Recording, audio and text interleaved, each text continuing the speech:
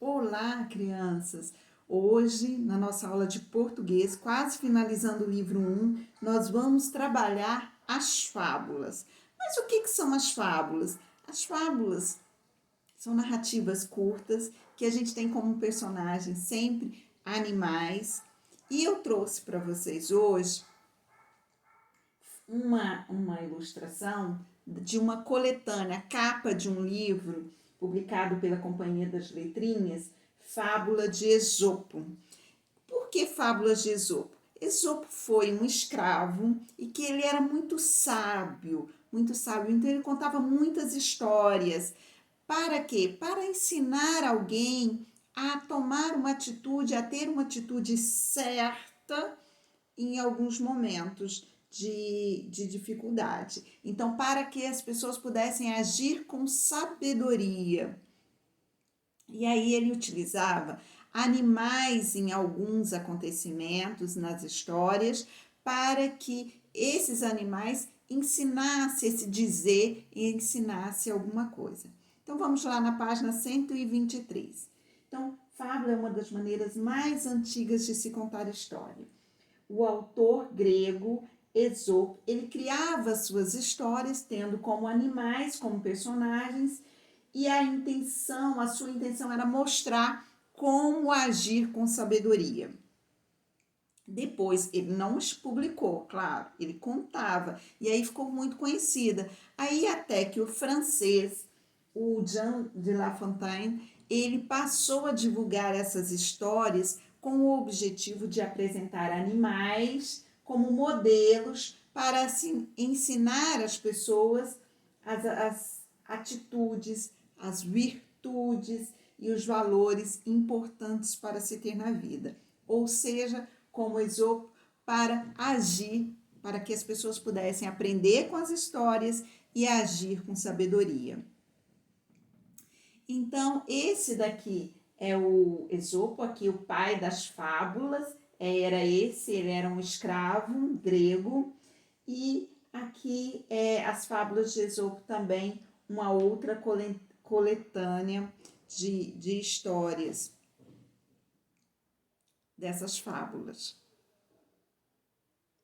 Aqui de um lado o Esopo e aqui o Jean de La Fontaine. Então foram os dois que popularizaram, né, essas histórias ou que criaram essas histórias. Então contando histórias para que as pessoas pudessem agir com sabedoria, e ele introduziu ali os animais para que eles servissem como um bom exemplo para a gente, e a gente na hora de algum fato, a gente pudesse ter aqueles animais como referência e agir com a mesma sabedoria.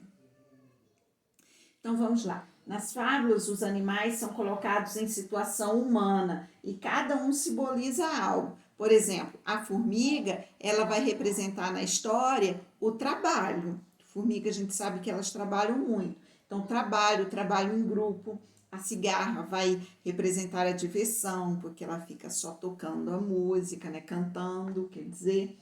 O leão, como ele é um animal muito forte da floresta, considerado o rei da floresta, então o leão, ele representa nessas histórias a força, ele é temido. E a raposa, ela vai representar a esperteza. A raposa muito esperta, sempre que ela aparecer numa fábula, ela está ali agindo com esperteza. Que nem sempre ela está tendo as melhores atitudes, ela só está pensando em ser esperta e se dar bem. E isso eu não gosto não, tá? Então vamos lá.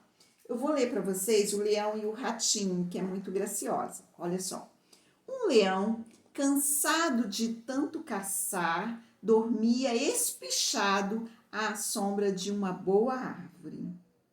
Vieram os ratinhos passear em cima dele e ele acordou. Todos conseguiram fugir, menos um que o leão prendeu embaixo da pata.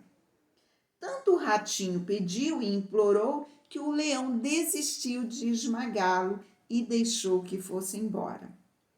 Algum tempo depois, o leão ficou preso na rede de uns caçadores.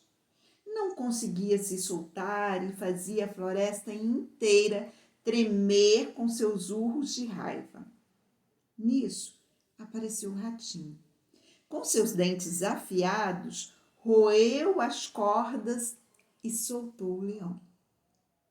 Moral da história: uma boa ação ganha outra. Então, sempre as fábulas, elas vêm com essa moral da história. Quer dizer, é um ensinamento. E uma boa ação ganha outra. Quer dizer, se eu pratico bem, eu recebo bem. Isso é verdade. Uma boa ação ganha outra. Eu acredito nisso. Então, vamos lá.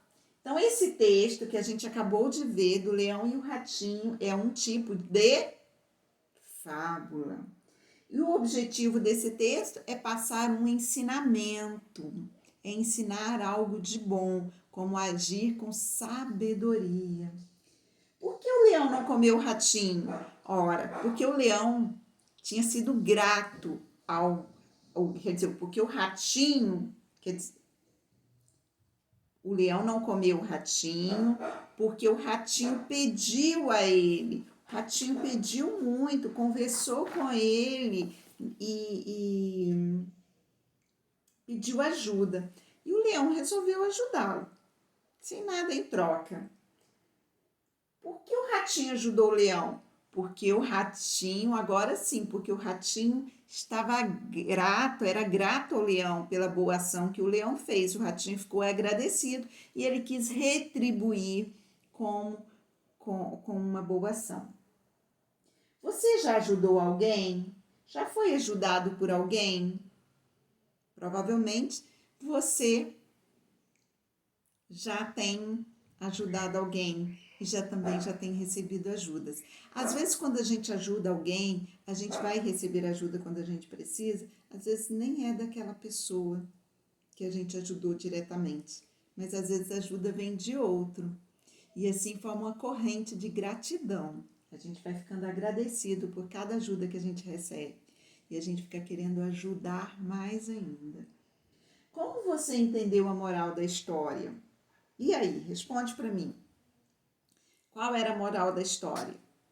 Uma boa ação ganha outra. Reflete sobre essa, faça uma reflexão sobre a moral dessa história. Como você entendeu. Vamos lá para o exercício 2, então? Olha só, identifique e pinte os parágrafos do texto de acordo com as legendas. Então, você vai pintar o parágrafo, olha só, o texto é dividido, ali tem que ter o recuo, não tem. Então, você vai pintar, tem um parágrafo, 2, 3 parágrafos a história. E tem aqui o último com a moral da história. Então, são 4 parágrafos. Ótimo. Você vai pintar cada parágrafo. Olha só. Vai pintar com lápis verde a boa ação do ratinho. Quando que o ratinho, ele pratica uma boa ação? Quando ele ajuda o leão, não é? Vai pintar com lápis vermelho a boa ação do leão. Quando o leão resolve não comer o ratinho e atender o pedido do ratinho. E vai pintar com amarelo os ensinamentos dessa boa ação. O que isso ensinou? Então, agora vamos lá para o 3. O que você acha que o leão respondeu ao ratinho depois que foi solto por ele? Escreva esse diálogo imaginário entre o leão e o ratinho nos balões. Então, no primeiro balão é a fala do ratinho. E no segundo balão, a fala do leão. Agora, lembre, essa fala ocorreu depois, que o leão respondeu ao ratinho, depois que ele foi solto por ele. Imagina aí o que o leão respondeu para o ratinho após ter sido solto por ele.